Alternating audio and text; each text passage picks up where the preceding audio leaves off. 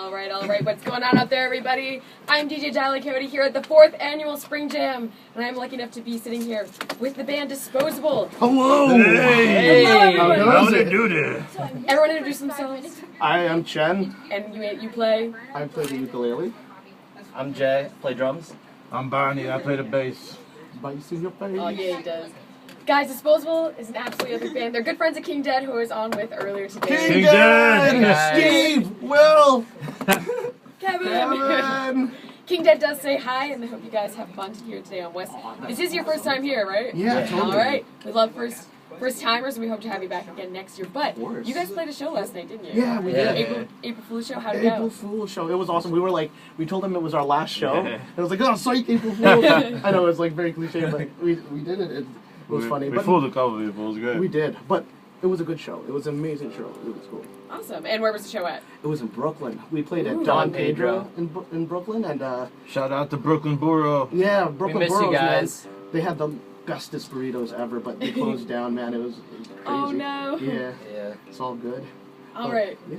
So I'm glad you guys had a good show. I actually was doing some research on you guys, checking your Facebook, and I was like, wait, is it their last show? I was like, but they're playing here tomorrow. Did they not tell us? And then I was like, it's April Fool's. Wild card. So, tell me a little about your band. How'd you guys meet? How did it get started? Well, I met him when he was in the womb. No, I'm kidding. We're brothers. Jay and Chen are brothers. I met him in high school. Funny story. He actually, we met in senior year. So, and he delivered a pizza to my house. I was ordering pizza. My parents were at the teachers' conference for my brother, and he was honestly, he delivered pizza to the house, and the garbage pie. I still remember. It was it had garbage pie. It's like everything on it. And he was like, oh, who ordered this? It's heavy. And it was literally just for me. So I saw him at the door. I was like, hey, man, what you doing? And he was like, delivering pizzas. And so basically, he delivered the pizza, and I asked him to come in. He doesn't work there anymore, so it's okay. Yeah. So I asked him if he wanted to jam. He came in to jam. He had, I think, 4 or 5 pies, like, I think, still in delivery. Nice. He came over, jammed, and that was like the start of a beautiful friendship. So, like, did you know that he played, or were you just like a shot, like maybe he can jam? Like. Oh no, we talked about music briefly in our class, and then I found out he was like, yeah, I play guitar. I was like, oh, cool. And he played Coheed, and I thought it was the coolest thing. And then he saw me play, and he was like, Yeah, seriously. So you guys started out jamming, and then we jammed for literally I want to say like 6-7 years before we started the band officially. We've only been a band for like 3 years. We're gonna be 4 years in May, but so it's you guys gonna celebrate? Yeah, we're gonna do a big show, oh, nice. And it'll be fun. It'll probably be out in Clifton. Oh yeah, we're from Clifton, New Jersey. Yeah, I heard you guys talking about it earlier. Yeah. So is there like your hometown place to play in Clifton? Is there like? There's a couple of spots. My favorite spot is the Meat Locker. That's Montclair. I've heard really great things about the Meat Locker. It's the meat and potatoes of the North Jersey music scene, I guess. And shout out to Dan and Anna, who run the Meat Locker, and Roy, man. Yeah. That's awesome. Definitely let us know when you be playing there to celebrate. Of course, yeah. Love to come on out. May 14th will probably be the date, but nothing's solid yet. Tentatively. May 14th. Everything set up. So, I'm really interested in this question with bands today, and it's the topic of genre. Okay. Now, as a band, do you like labeling yourselves with a genre? It's hard. Honestly, it's the hardest thing, right, guys? Because you'll see in about 10 minutes. You'll see in about 10 minutes that, like, we didn't know what to label ourselves because we fit really well with the ska scene. We play a lot with ska music. We play surf music. You'll see in a couple of. We played a bunch of metal shows, which is funny. It's weird. We started off in metal shows because we didn't know what genre to fall under. So we did metal shows, and then we did ska shows, and then we did punk shows, and we started slowly playing surf. That's how we met Gladiators. Dude, they had an awesome set. And, yeah. And Gladiators, man. Canvas Clash. At the Canvas Clash, and we met them over there. And AKA Boon Tunes now. Yeah, I'm sorry. Oh, no, it's okay. Hey, talk. It's what I like. But one thing that I found really interesting was checking out your music, and I really liked the way you described it, which was if Jimmy Brown and the Ramones found a kid from the islands and then adopted it, this is what it would probably sound like. Okay, so I love James Brown. I thought he was like people can agree or disagree. He was rock and roll. Like, can you guys agree with that?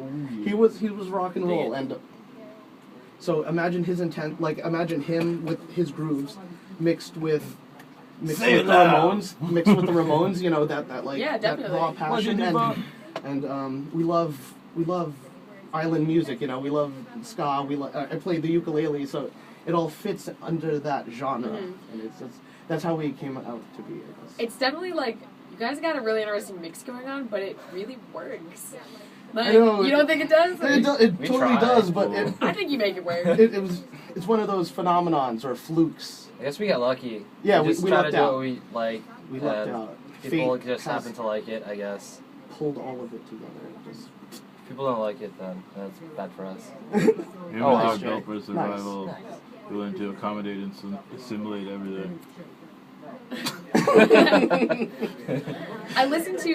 I first listened to the Kamikaze Funk Up. It was a 2015 album. yeah, You can. Evie. Really like this. I really got like a big like Sublime meets the Arctic Monkeys. There you know? go, yeah. Like, kind of what I got going on. So I want to know a little bit about the writing process you guys went with that. Do you guys like follow like a structure, or you just kind of like jam it out? Well, it was it was weird. I would write. I guess I would come up with lyrics. I was like, hey, what do you guys think of the lyrics? And they'd be like, oh, it's totally cool. And then we would jam it out. You know, how does this sound? How does that See sound? what works. And see what works. And then Mo would be like, all right, that's a pretty cool. Barney. I'm sorry. That's okay. That's just so nobody gets confused. So Barney. Mo, Barney, whatever you want to call me, who cares? So Barney basically was like, all right, it's a cool, solid foundation, and then he throws down the bass line, and Jay would follow up on the drums, and he would like feel out what he wanted, what he wants to like bring drum wise. How fast we should go. That's basically, yeah, he controls the entire tempo of all of our songs. So how fast should we go? Faster, faster, faster, faster. Yeah. Lightning. That's the answer. Lightning Always fast. faster, yeah. don't give him any ideas. When we were recording the Kamikaze Funk Up, the producer or like the guy in charge was like, so how fast are your songs? You guys know the tempo? And they all looked at me, and I was like, whatever tempo I want to play that night. And that would, Hey. Very consistent. Tempo does not apply to you. That's definitely how it should go. Now, when it comes to lyrics, who writes the lyrics? Or do you guys write them together? Or? well, kind Chad. of. I would write. Mostly Yeah, I would James. write most. He of the asks us lyrics. for help. Yeah, we like, give our you 2 know, cents. Like, and it's just some is about life, some is about like social commentary, I guess, on like what I see, or some is about cartoon characters. I Nice. have 2 songs about cartoon characters. Oh Jane is actually, I would say things on the mic. I'd be like, oh, I used to go to Glendale High, and I know these 2 girls, and they were like the rejects of the high school, but they were the smartest ones. Glendale. And I would be referring to What's it Daria. called? The whole thing is about the Oh, Daria. that's awesome. Jane, the song "Oh Jane" is actually about Jane, the artist, and me fictionally meeting up with her 13 years later to like ask her how she's been and stuff, and that's how "Oh Jane" I guess came to be. Hey, that's really cool. If we have time, we'll play it tonight. Awesome. I'd love to hear it. I'll play fast enough. It's not Yeah, yet this- recorded. No, so- Wild card. No, Wild card. guys, chill. So I really like your album names. Really? Yeah, I think they're really cool. They're definitely really different. But I don't know, where'd you come up with them? Kamikaze Funk Up is. I I thought it would be a What's the cool song? album, I guess, name, but we came up with the song first, and it's about like failures and I guess learning from them, and or I guess not learning from them, and what's it called? Should we be handing each other this mic? No, they could hear all of us. He's talking the most, so I figured. No, don't move. Just all yell into it. You know? Ready? 1, 2, 3, screech. But yeah, we came up with that, and that's how Kamikaze Funk Up, I guess, came to be. Very cool. And, That's my favorite song on the album. Really? Oh yeah, that song is awesome. Cool. I had someone from West was like, "Who's Disposable?" I was like, "Hold on, let me play their music for you." And I was like, "You're gonna sit here and listen to it, and you're gonna like it." That's awesome. Yeah, no, you guys. I just never heard music like this before. Like, this is definitely something different for me, and like, I really like it. As I said, Thank like you. it's weird because we have like different, what's it called, Everyone's into their own bread and butter genres. genres, and as I guess with the theme of genres, and that's why we have a million genres. My brother loves '90s skate punk, and like we all love ska. What do you like, Barney? Nothing. Oh, he doesn't like anything. He doesn't like any He doesn't music. Barney loves surf. I don't listen to music. He likes Pearl Jam.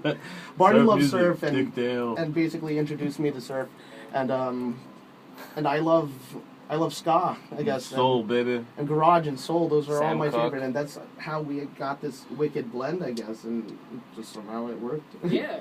Well, what's really cool is it seems like you guys are doing what you want to do Yes. instead of like doing what's expected. And like Yes. no one really expects this, and it still works. Like, and that's pretty awesome. Thank you. Aw, thanks. Yeah, no, definitely. So we've been talking about your albums, and you hinted at a producer before. Do you guys record them both in the same place? You work with the same people? Trial and errors. We met this one dude named Matthew Markelos, and he was a pretty cool man. He recorded our entire first EP In one day. in one day. 12 We did hours. 12 hours. Oh yeah. How'd you feel after that? How'd you Oh, perform? it was terrible, man. It was crazy. I You felt like couldn't we, speak or sing after. in retrospect, I feel hour like 7. we rushed it, but like we've only been a band for literally not even a year Mhm. when we recorded that. But it was that like punk ethos of now, let's do it now. Call to action. Yeah. Oh, but like Save money. now, Blah, blah, blah. right now, we gotta do it. And the second one we took our time with. Yeah. and Well, the second one. Friends of ours. Yeah, shout out to Montgomery, who is Mongooch now. they recorded our entire second EP at their college Oh, out in the nice. city, and it was pretty cool. Which college is this? IAR, Institute of Audio Research. There you go. It's That's the place pretty to do rad. it, sounds like. Yeah, it's pretty cool. And then they mixed and mastered it, and they're really awesome kids, man. Yeah. So do you guys like one better than another, or do you uphold them in different ways? It's all pulled in different ways. It's not fair because we did the first one. I loved the songs on the first one, but you know, it's hard because the first one, like, We didn't really know what we rushed were it. doing. Yeah, we didn't know what we were doing, and we rushed it.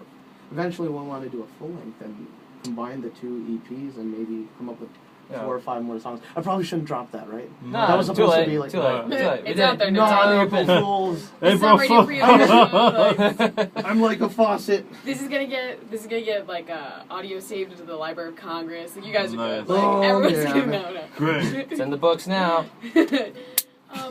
That's cool though. So you guys are still working on some stuff, right? Yeah, of course. Yeah, trying, but Never at the same stop time, working. we're playing lots of shows, you Yeah. know, and it's hard to, I guess, work like full-time jobs, and then like play music As another full-time job. as another Yeah. kind of full-time job, and then like try to write songs. But I have some in my head that I guess will eventually Lots of spill out concepts. on paper and I guess on our Audio. instruments. We cannot direct the wind, but we could adjust the sails. Yes. Yeah.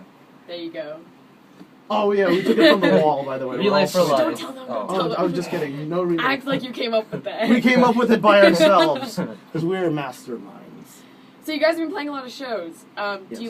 What do you like better, live performing or writing and recording? Live Live. performing, definitely, Live. because Everyone says that. well, you know what it is, because we practice so much. Like honestly, Yeah. and like I feel like that's the way it should be. You practice a lot, and Right. you have as much fun as you can. Like the stage.